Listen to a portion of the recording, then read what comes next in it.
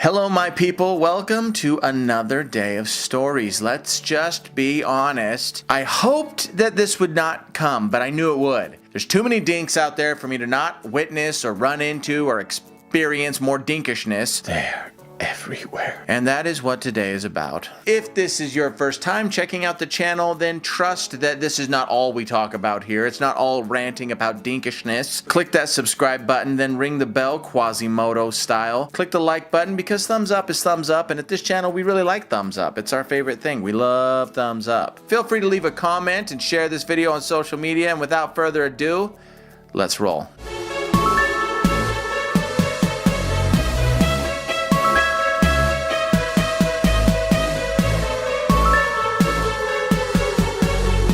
Alright, the last time I did a dink video, I had some people asking me what dinks were, so let's just talk about it real open and honest right out of the gate. A dink is someone who exerts their own selfish, arrogant, foolish, lacking common sense will on others and forces other people to have to accommodate that person. That is a dink. See, back in the day, we were just tribes and lived in caves. You did what you wanted to do. The strongest was the one who moved the tribe forward and did whatever. They exerted their will. That's how they did it. They moved their group forward or sometimes into disaster. Then we came out from the caves and we came together and we made cities and societies. And in those societies, we have rules. And everything works really well when you follow the rules. You're not above anybody else. You do not step in front of other people in line. That is not how this game works. See the other dink videos. I'll put a link right up here. And it's just so unnecessary to act like a dink. Needless to say, I'm gonna have to tell you a story about a dink. One day I was escorting my children to a location. I don't remember where we were going, but we were going over an overpass for one of the busiest streets in Boise. So the two lanes that would keep going are completely clear. People are going, they're moving. The line to get onto the freeway is backed up easily 30 cars. There is a car in the far right lane, and they decide approximately 8 seconds before I intersect that point in time and space that they are going to jump into the line and try to be number 6 to get onto the freeway. I do not care why this happened. Whether you are selfish, whether you are foolish, whether you just think that you deserve to be number 6, whether your GPS led you astray. I don't care what the reason is. This is a bad move. If I myself had been a dink, I would have plowed through you like the football players emerging from the stadium through whatever that paper stuff is that they have. Probably paper. I slam on my brakes as this person now is fully blocking my lane and is partially trying to get into the other lane. And rightfully so, the person who was number 6 in that line of cars didn't want to become number 7. So he pulled out to the left and then in front of where that car was trying to put themselves into the thing. Now there is nothing that any of us can do. Now all of a sudden the cars start coming from this side. No one can move over this way. No one can keep going in my lane. And this car is just sitting there like, this is fine. This is all good. This is no problem. Let me just tell you something, dinks. You deserve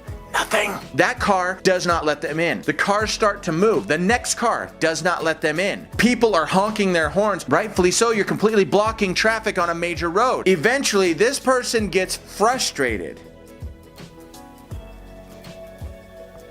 What?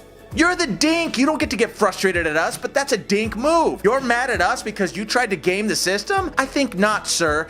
Get out of my way. He turns and goes through the light and then flips a complete moronic U-turn to try and get back on the other side going in, causing more people to have to stomp on their brakes. Listen to me, dinks. There's no reason. Wait your turn. It adds perhaps 5 minutes to your journey. Realistically, once the light turns green, 20 cars are going to get to go through. If you're number 30, you'll be in the next round. If you have to do what this person did and go down and pass, then go to a light or a cross street or something where you can turn and get out of the way. Don't do something stupid that then causes more danger into the system. I don't know if it's legal, but I want to start carrying like a paintball gun in my car. Paintball. And just shoot them with green paint all over their car as soon as they do something dinkishly. And then that would just signify to everybody else. If we just all started carrying around paintball guns and just shooting cars that were dinky, there's a vast number of dinks encroaching on the realm of common sense and normalcy. Dinks, I don't think you understand. Every time you do something dinkish, you put all this risk into the system. And I'm quite sure that if something happened to you, you would shout from the rooftops. But you are the ones introducing the risk into the system. So knock it off. don't be a dink. With that, I hope you guys have a fantastic week. If you see a dink, tell him to quit being a dink. And as always, keep telling stories.